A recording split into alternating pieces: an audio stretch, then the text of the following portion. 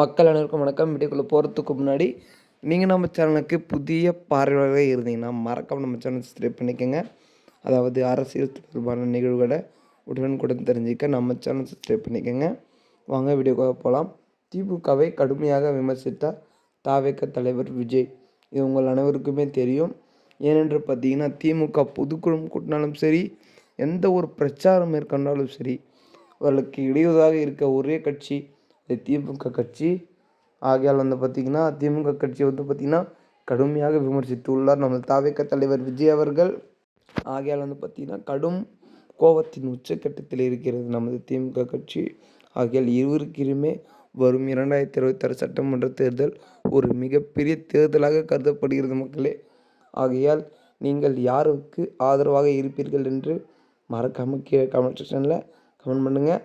அது மட்டும் இல்லை, அரசியல் தொடர்பான நிகழ்வுகளை தினந்தோறும் தெரிஞ்சுக்க நம்ம சேனலை சப்ஸ்கிரைப் பண்ணிக்கோங்க.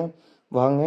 அதாவது திமுக பார்த்திங்கன்னா நேற்றைய தினம் பார்த்திங்கன்னா எஸ்ஐஆருக்கு எதிராக கண்டன ஆர்ப்பாட்டம் மேற்கொண்டார்கள். இது உங்கள் அனைவருக்குமே தெரியும். இதில் பார்த்திங்கன்னா திமுக கட்சிக்கு எதிராக சில விமர்சித்தர்கள் பார்த்திங்கன்னா நமது தாவேக தொண்டர்கள், நிர்வாகிகள் என பலரும் பேசியிருப்பார்கள். ஆகையால் இவர்கள் பார்த்திங்கன்னா இப்படியெல்லாம் பேசுனதுனால மீண்டும் இவர்கள் மேல் பார்த்திங்கன்னா கோபத்தில் தான் இருக்கிறது திமுக அரசு, திமுக கட்சியும். ஆகையால் இப்பொழுது என்ன செய்ய போகிறார்கள் என்று யாருக்கும் தெரியாது. பொறுத்திருந்து பார்க்கலாம். ஏனென்றால் அரசியல் களம் ஒரு மிகப்பெரிய களத்திலாக இருக்கிறது. இதில் யார் வெற்றி பெறப் போகிறார்கள் என்று ஒரு சரியான ஒரு முடிவான கருத்து கணிப்பே இல்லை. ஆகையால் போன்றைய தமிழக சட்டப்பேரவை தேர்தல் பார்த்திங்கன்னா 2 கட்சிகள் தான் ரொம்ப மிகவும் பலமாக இருந்தது. ஒன்று திமுக, இன்னொன்று அதிமுக. ஆனால் திமுக அதிமுகவை விட பார்த்திங்கன்னா ஒரு மிகப்பெரிய வெற்றி விசேஷத்தில் ஜெயிச்சிருந்தார்கள். ஆனால் இந்த தடவை அப்படி நடக்க முடியும் என்று பார்த்திங்கன்னா அது நடக்க இயலாது.